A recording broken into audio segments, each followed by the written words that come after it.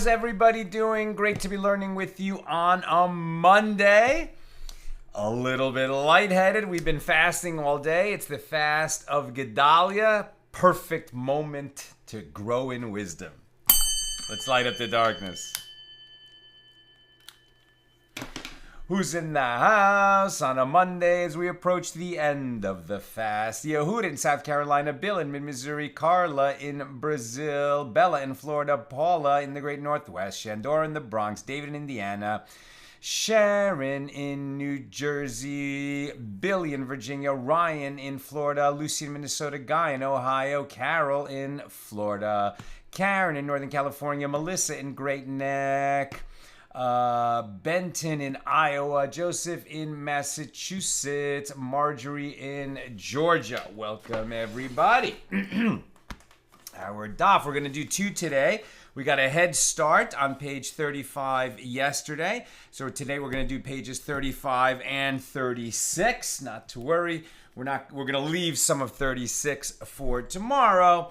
But in this way, we're getting ourselves back on the schedule since we missed a page Saturday night during the 2-day festival of Rosh Hashanah. Okay, so we are, and with God's help, tonight we're going to finish our discussion of Mishna number 8 here in chapter 1 of Tractate Kiddushin, the 20th volume of the Talmud.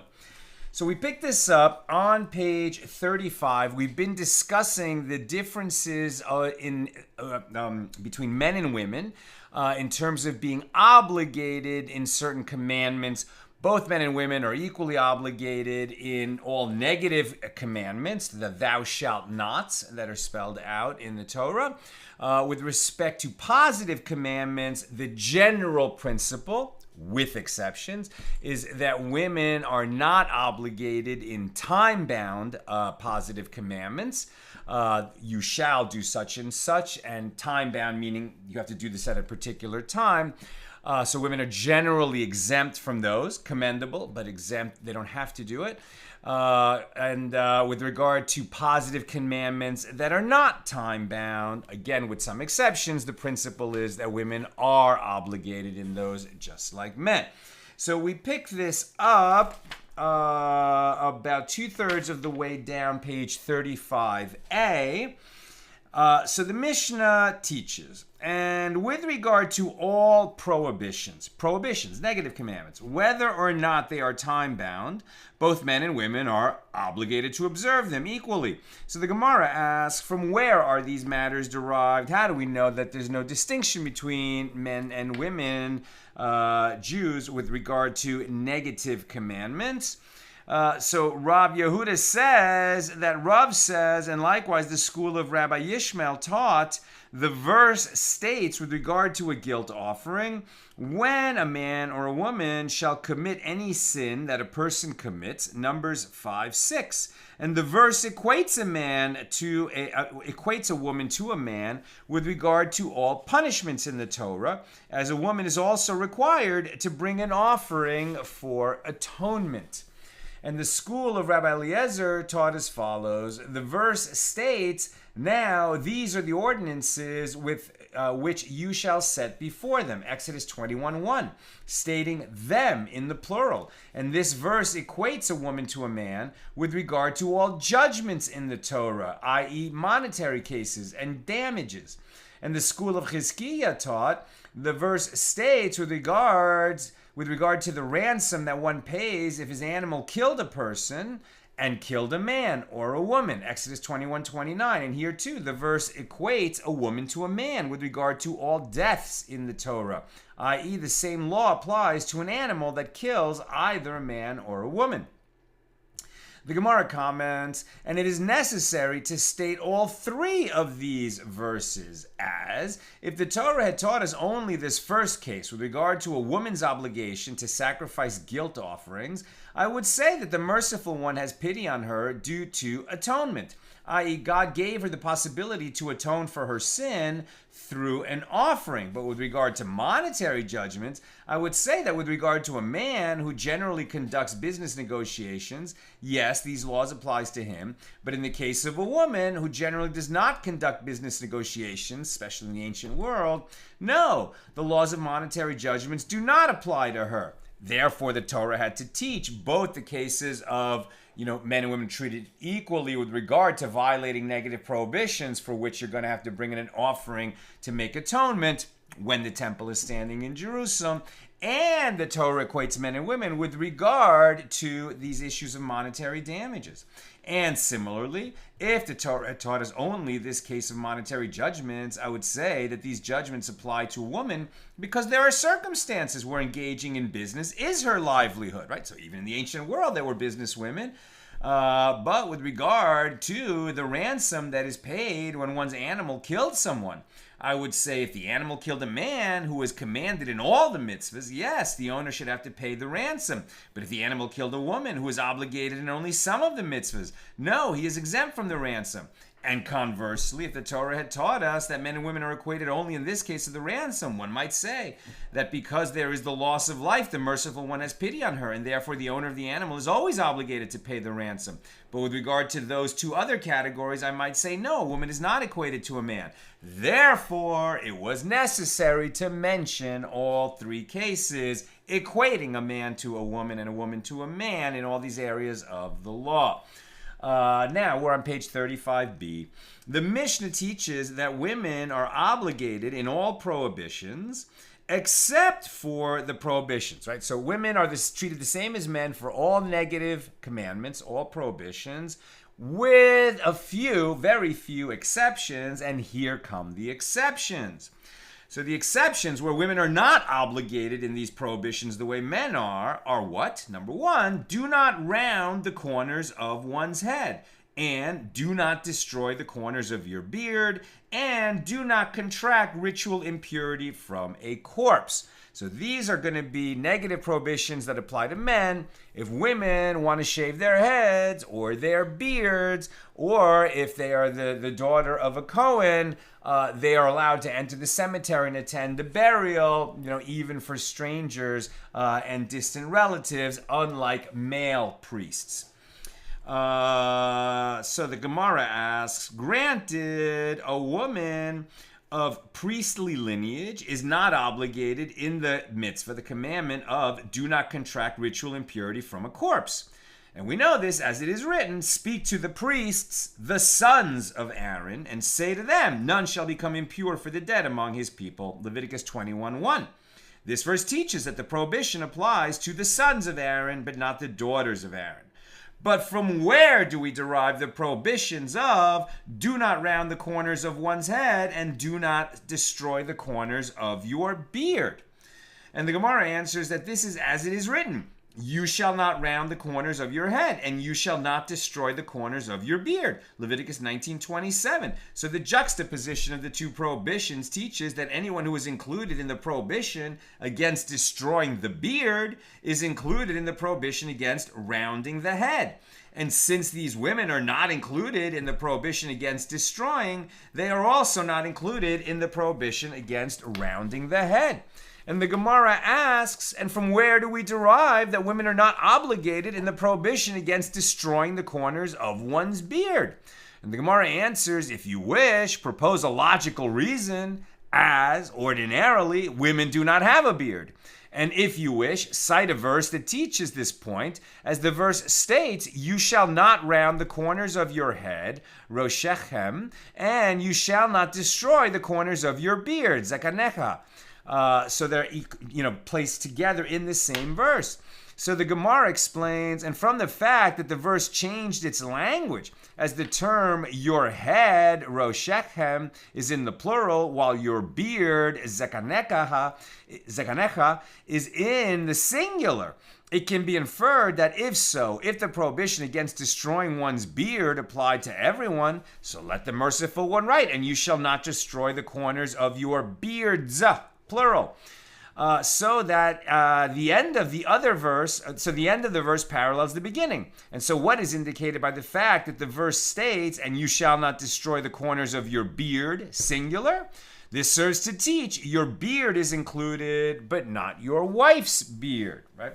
So, obviously, we know both that generally women don't have beards, and occasionally women do. There are women in the world that have beards. We've heard the term bearded lady. So if there is a bearded lady and she wishes to destroy her beard by any means necessary, she's allowed to do that. Whereas a Jewish man, you see me, I don't have this long, full beard, right? So Jewish men, halakhically speaking, can trim their beards with a scissors, but they cannot shave their beards with a razor. Now, in modern times, it's a luxury for us that an electric razor, which sort of has a blade, which moves very fast, but against another piece of metal. And so an electric razor can trim a beard pretty close to the skin, but its action is the same as a scissors, as opposed to a straight razor. And this would be the same idea, even if those, five head razors, multiple, those disposable razors that have 5 blades, 5-blade razors. Each blade is a straight blade against the skin, maybe using some cream or something to soften it, but it's a straight blade against the skin, as opposed to an electric razor, which really takes the hair, the individual hair of your beard and slices it against another piece of metal, which is like a scissor action, right? And so that's why you'll find, very pious religious Jews who don't have a beard, because of the electric razor, right? Makes it possible with a scissor action to cut the beard. I would have a beard, honestly. I think it's great to have a beard, and Hasidic men almost always have a beard because the holy Ari, the Arizal, Rabbi Yitzhak Luria, Isaac Yitzhak Luria, he said that men should not shave their beards at all, even with some kind of scissor action. They shouldn't trim it at all. And that's why generally you'll find that Hasidic men have long beards. I probably would have a long beard, but what can I tell you? I have a skin condition. Even now it's starting to get itchy. Once it starts to get thick, it gets, and I've tried to grow through it. I've sort of, gone 2 months in the itchy zone, and it never left the itchy zone. And that's why I generally don't have a beard. And there's other guys like me. But that's the basic distinction. A man cannot shave his beard with a razor. He can with an electric trimmer, is essentially what it is, because that's a scissor action. A woman can, if she had a beard, she could shave it however she wants, right? She can destroy the corners of her beard. And then in terms of rounding the corners of the head, right? So that's in this area here, right? And you'll see Hasidic men, that's where the payas grows, the corner of the head, corner of the beard, where they kind of come together. But you can't round that. Likewise, you can do that with scissors, but you can't do that with a razor.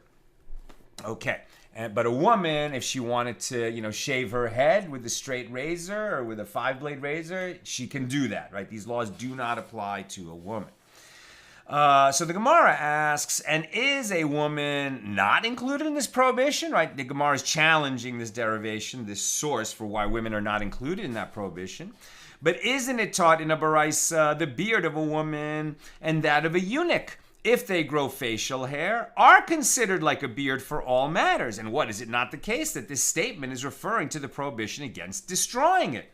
And Abaye said, no, you cannot say that the baraisa is referring to destroying, as it is derived that a woman is exempt through the verbal analogy of the corners of your beard here and the corners of their beard from the sons of Aaron. So just as there, in the case of priests, women are certainly exempt from the mitzvah, as the verse is referring to the male descendants of Aaron who perform the temple service and not to women, so too here with regard to the prohibition against destroying one's beard, which is stated to all Jews, women are exempt. At this stage, the Gemara assumes that the exclusion of women denoted by the verse speak to the priests, the sons of Aaron, which excludes women, is applied to all mitzvahs stated in that chapter, including including the corners of one's beard. Now, the Gemara asks, but if we maintain that when the merciful one...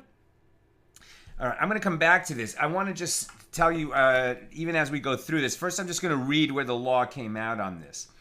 As the prohibition against... So this is the halacha.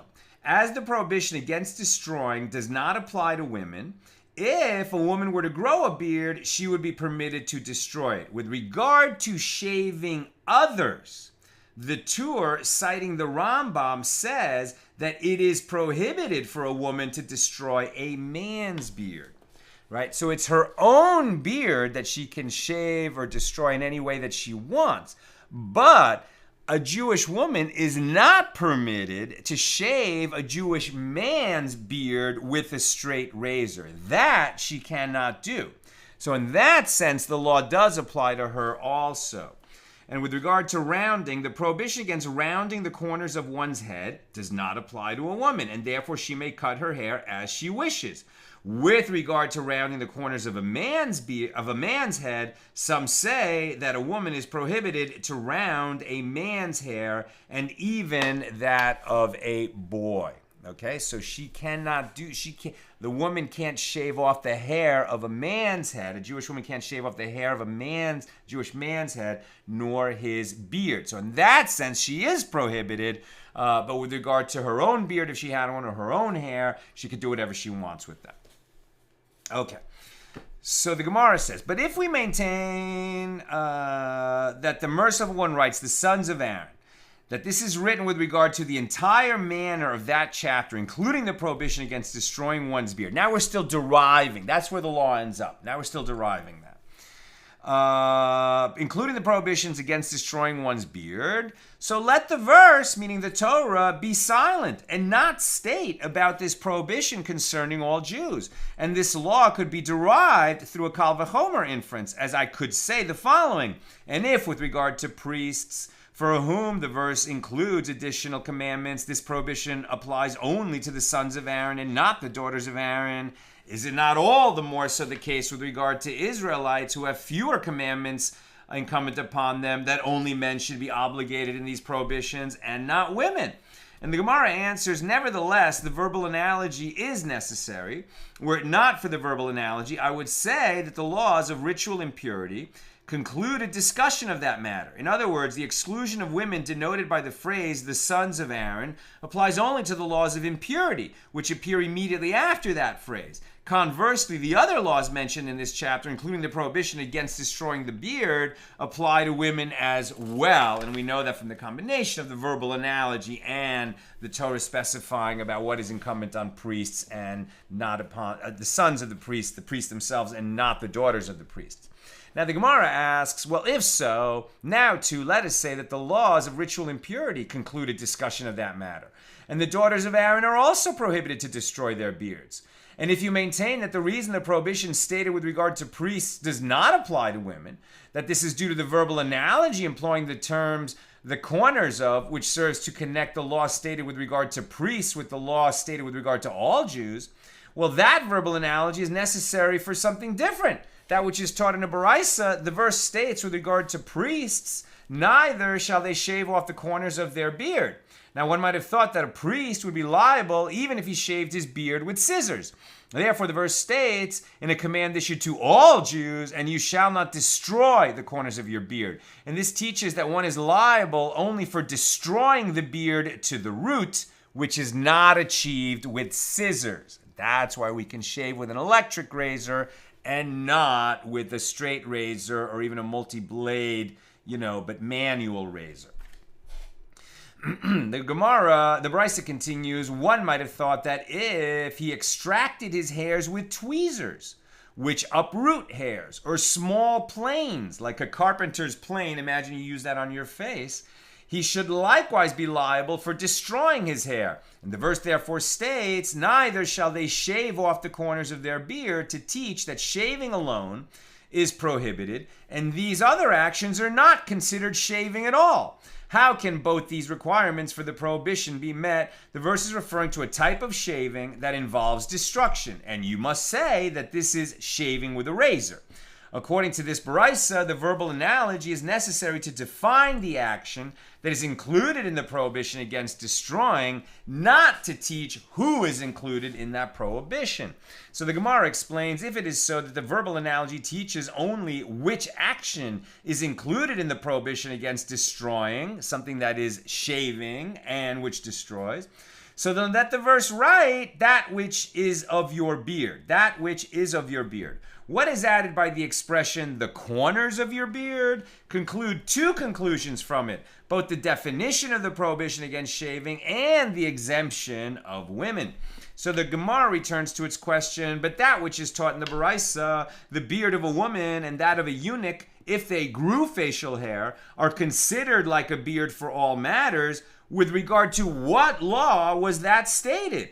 Right? If women can shave their beards if they have one in any way they wish, so then what is it saying that a woman's beard is like a beard in all respects? What does it mean? And Mar Zutra says this was stated with regard to ritual impurity from tzaraas. Tzaraas, a sore, right? The sore of a mitzora, the skin lesion.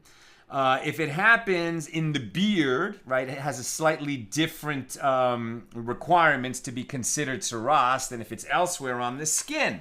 And so if it happens in the area of a woman's cheek and she happens to be a woman who has a beard, then this would be treated like a tzaraas sore in the beard of a man. That's what they're saying. This indicates that there's no difference. Wait a minute. Right. The sore of tzaraas in the beard of a woman or a eunuch is treated like an affliction of the beard, not like an affliction of the skin. Different laws apply to the sores of a mitzora that develop on different parts of the body.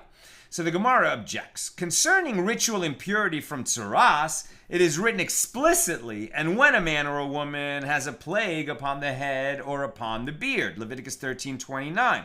So this indicates that there is no difference between a man and a woman with regard to the beard in the case of tzaraas, the skin condition.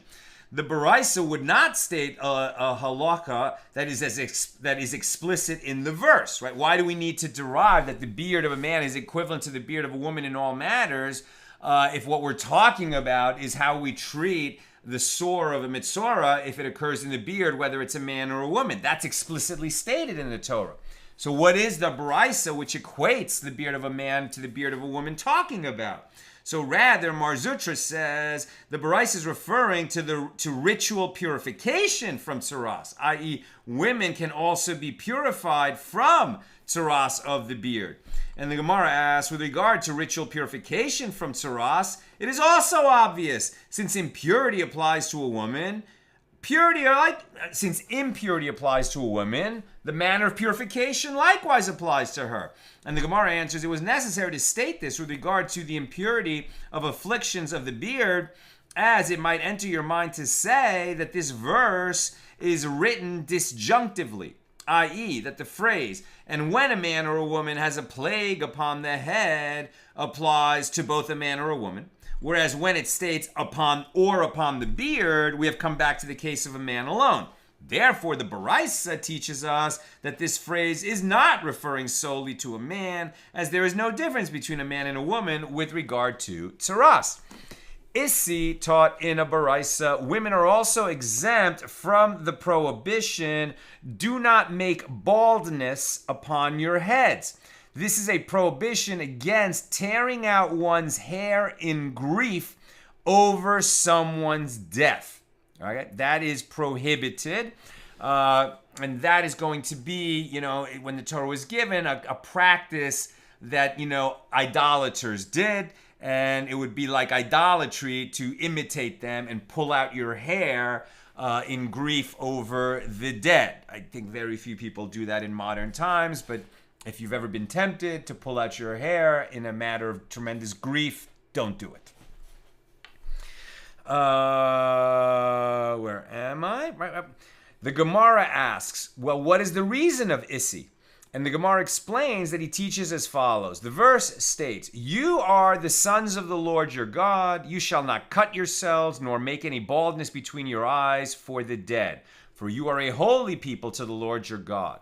And this verse, which applies to sons and not daughters, is referring to causing baldness, and therefore the prohibition includes only men. So women are exempt from that prohibition, okay? And the Gemara asks, do you say that this is referring to causing baldness, or is it perhaps referring only to the prohibition against cutting, which appears first? So the Gemara answers that when it states, for you are a holy people to the Lord your God, it is stated with regard to the prohibition against cutting, and this verse applies to both men and women, as they are all members of God's people. How then do I realize and explain the emphasis on sons and not daughters? This is referring to the prohibition against causing baldness. And the Gemara asks, so again, it's not that you can't, with an electric razor, shave your head or like trim the hair of your head very close so you look bald. That's not prohibited. It's this idea of pulling your hair out for the dead, and emulating the practices of idolaters. That's what's prohibited. And the Gemara asks, and what did you see to include cutting for both men and women as a prohibition and exclude causing baldness? Perhaps the opposite is true. And causing baldness applies to both men and women, whereas cutting applies only to men. And the Gemara answers, I include cutting, whose prohibition is broader, as it is applicable both in a place of hair and not in a place of hair.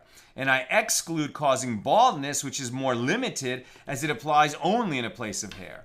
So the Gemara asks, but one can say that the limitation of sons and not daughters applies both to causing baldness and to cutting. And when the verse writes, for you are a holy people to the Lord your God, that is written with regard to scoring oneself. The prohibition against scoring oneself is derived from a verbal analogy from a verse stated with regard to priests in Leviticus 21:5, which applies to both men and women.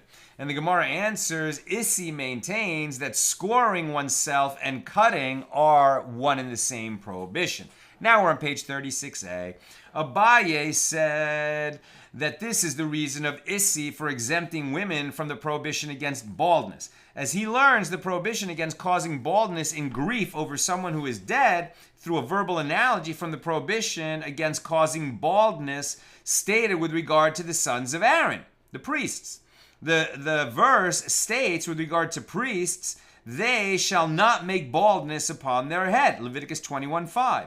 Just as there with regard to priests, women are exempt, as the expression the sons of Aaron serves to exclude the daughters of Aaron, so too here with regard to causing baldness over the dead, women are exempt.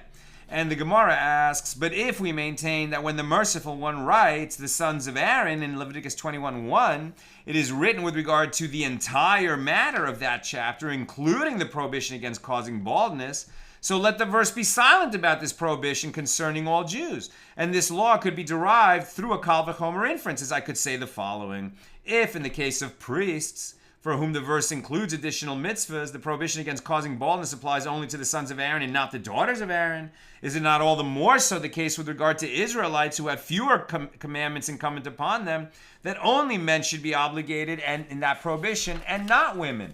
And the Gemara answers, nevertheless, the verbal analogy is necessary. As were it not for the verbal analogy, I would say that the laws of ritual impurity concluded discussion of that matter, and the prohibition against causing baldness applies to all of the descendants of Aaron, including women. So the Gemara asks, if so, now too, let us say that the laws of ritual impurity concluded discussion of that matter, and it is prohibited for the daughters of Aaron as well to cause baldness. And if you maintain that the reason the prohibition stated with regard to priests does not apply to women is due to the verbal analogy employing the term make baldness, which serves to connect the law stated with regard to priests with the connected to the law stated with regard to all Jews, well, then this verbal analogy is necessary for that which is taught in a baraisa. And the verse states, they shall not make baldness. If the verse had stated only yikrechu, it says they shall not make baldness. Yikrechu korcha. If the verse had stated only yikrechu, one might have thought that even if one made 4 or 5 patches of baldness, he would be obligated for only one violation, as there's only one prohibition against making a bald spot.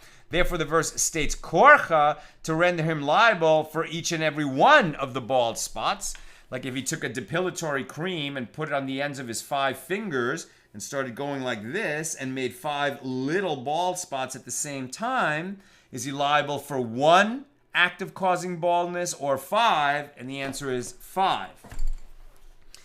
The Baraisa continues, what is the meaning when the verse states upon their head in Leviticus 21:5 with regard to the prohibition against a priest causing baldness? Because it is stated, you shall not cut yourselves, nor make any baldness between your eyes for the dead. So one might have thought that he is obligated only for removing the hair between the eyes. From where is it derived to include the entire head in the prohibition on creating baldness for the dead? When the verse states upon their head, it serves to render a priest liable for removing a hair on his entire head, like the spot between the eyes. And the Baraisa continues, and I have derived so far only that this law applies to priests, for whom the verse includes additional mitzvahs. From where do we derive that it applies to every Israelite, i.e. all Jews are liable for each and every bald spot and for the entire head? It is stated here with regard to priests, baldness, and it is stated there with regard to non-priests, baldness, just as here with regard to priests. It's hard to say priest, plural. Priests.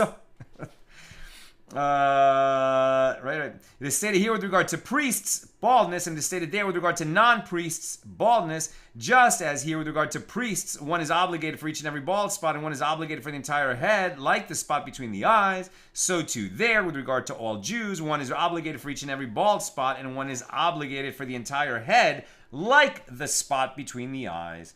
And the Baraisa continues, and conversely, just as there in the case of Israelites, as opposed to priests, it is referring specifically to causing baldness over someone who is dead. So too here with regard to priests, it is prohibited to cause baldness only over someone who is dead, not in other circumstances.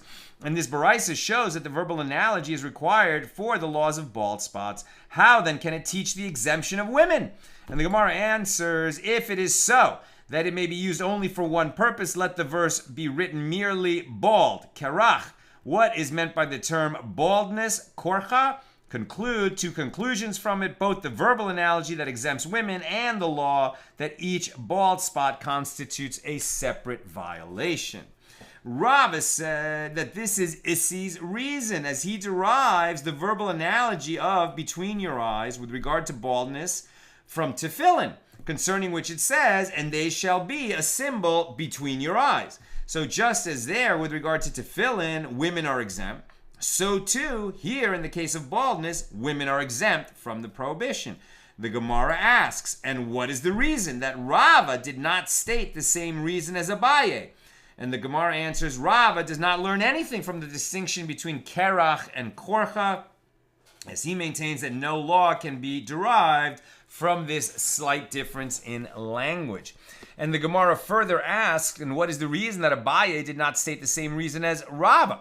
And the Gemara answers that Abaye could have said to you, tefillin themselves are derived from here, i.e. the meaning of the phrase between your eyes, stated with regard to tefillin, is understood from the case of baldness. Just as there, with regard to a bald spot between your eyes, is referring to a place where baldness is formed, meaning a spot where there is hair, which is on the upper part of the head, but not actually between the eyes. So too, the place where we put tefillin is on the upper part of the head. Here, we put our, there's an arm tefillin and a head tefillin. And the box of the head tefillin rides here, not literally between the eyes. So that's where we learn out that it goes up here where the hair is.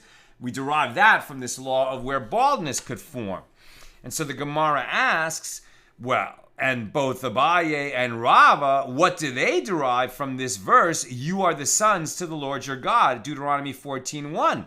According to the first explanation of Issi's opinion, the exclusion of women is derived from this phrase, whereas they derive that law from a different source. And the Gemara answers, this verse is necessary for that which is taught in a Baraisa. The verse, you are sons to the Lord your God, includes that when you act like sons and cleave to the holy ones, blessed be he, you are called sons. But when you do not act like sons, you are not called sons. And this is the statement of Rabbi Yehuda. I am getting very close to done, actually. So if you have questions or comments, please get them in. But what an extraordinary thing for Rabbi Yehuda to say that we are called sons of God when we act like sons of God, but if we act in a way which betrays God's principles, like he disowns us. Is that what Rabbi Yehuda is saying?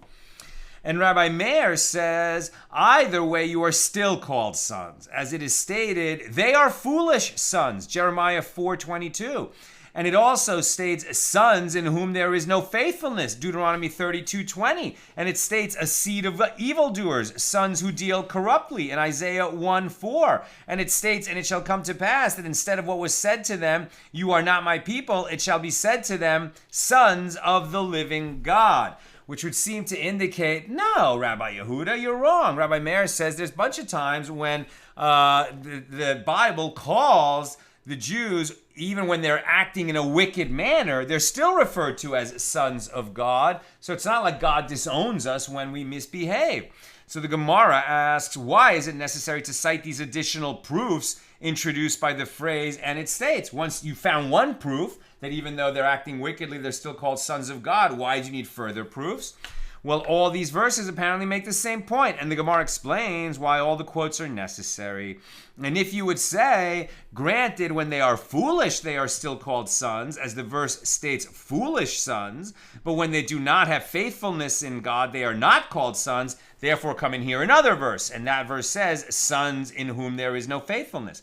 And if you would say it is when they do not have faithfulness that they are called sons, as stated, but when they worship idols, they are not called sons anymore. Therefore, come in here, and the verse states, a seed of evildoers, sons who deal corruptly, which alludes to the corruption of idol worship. And if you would say that although they are called sons who deal corruptly, they are no longer called full-fledged sons of God once they have sinned, come in here, and the verse states, and it shall come to pass that instead of what was said to them, you are not my people, it shall be said to them, sons of the living God. And this verse indicates that when Jews make teshuvah, they are again called full-fledged sons of God. A very apt and appropriate place to end our daf today, as we are in the days of awe, the 10 days, linking Rosh Hashanah to Yom Kippur, when the business at hand, excuse me, is making teshuvah, seeking atonement. This is why we sing the penitential prayers every morning, the slichos prayers. We began them a week before Rosh Hashanah. They continue in this period between Rosh Hashanah and Yom Kippur. And we really got to get serious about asking God to forgive us our transgressions, and while we're at it, to strengthen us so that the next time that choice comes up, we won't make those same mistakes. And likewise, if we've wronged others, we want to ask their forgiveness, because God forgives the sins between man and God, but God does not forgive the sins between a person and another person. Okay. Nina is reminding me that we have an event tomorrow. Oh dear. Okay, so I'm going to have to, I apologize for that we didn't give advance notice, but tomorrow's class is not going to be at the regular time. It's going to be like on the Friday schedule. Tomorrow's class will be at noon Pacific. Let me just double check. Yes, tomorrow, September 19th, the class is going to be at noon Pacific. Now, with regard to the beard discussion, Sharon says, can someone remind me of what this has to do with Kiddushin? Right, so we got into this about the differences. We got into this by how the chapter started, right? How does a man acquire a woman in betrothal? And then we talked about how a slave is acquired, a Hebrew slave, and then a non-Hebrew slave, a Canaanite slave. And then we did other forms of acquisition. And then we seemed to totally switch gears and talk about the obligations of a child to a parent and a parent to a child. But one of those obligations is to get the son married. And the question was, is a father's obligated to find a wife for his son? Is a mother obligated to do the same? And that was our hinge to get into the distinctions between the obligations of men and women. And we distinguish between men and women in the area of time-bound positive commandments and then positive commandments that are not time-bound. And then we got to negative prohibitions.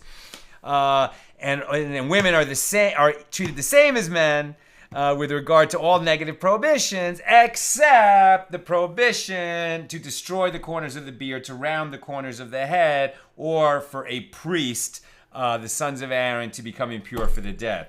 Whew, that's how we got there. Joseph, I missed yesterday, but I wanted to bring up the lighting of Shabbos candles by women. Is that considered a time-bound command? Yes, definitely, right? So that is a time-bound positive commandment that is incumbent on women. So clearly that's one of the exceptions. And interestingly, men are obligated in that also, right? So if women do it, if there's a woman in the house, but if a man lives alone, then he lights Shabbos candles. Now that commandment, very interesting, really comes from rejoicing on Shabbos, right? It doesn't say that you shall light Shabbos candles. That's not written in the Torah. What it does say is that you shall rejoice on Shabbos and you shall not kindle a light during Shabbos. So how are you going to rejoice on Shabbos if you're sitting on the dark? And that's why they made a rabbinic decree that we have to light candles. Interesting that the blessing is, blessed are you, Lord our God, ruler of the universe, who sanctifies us with his commandments and commands us to light the candles, right? That's the candles of Shabbos. That's what a woman says, even though it's not spelled out explicitly in the Torah. But there are a few other commandments like that where we bless God for commanding us to do it, even though the commandment essentially came through the sages. Sharon, my brother-in-law is being treated for cancer. When he started to lose his hair, he shaved off all his hair and his beard proactively. Would that be considered a halakhic violation? I would say, ask a rabbi. I'm not a rabbi, so I'm just guessing, and definitely not with any kind of force of law. But my guess on that would be, there's a couple of things here. I mean, first of all, he did it with an electric razor. Makes no difference. He didn't do anything wrong at all. If he did it with like shaving cream, and a manual bladed razor, that it might be a halakhic violation.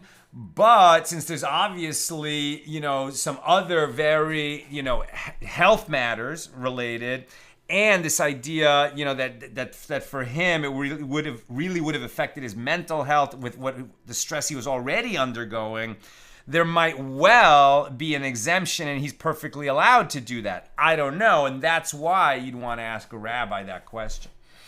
And Bell, what about naturally occurring baldness, either male pattern type or alopecia? Right. So then you didn't do anything. That just happened to you. Right? So, I mean, up here, I didn't make this bald spot, right?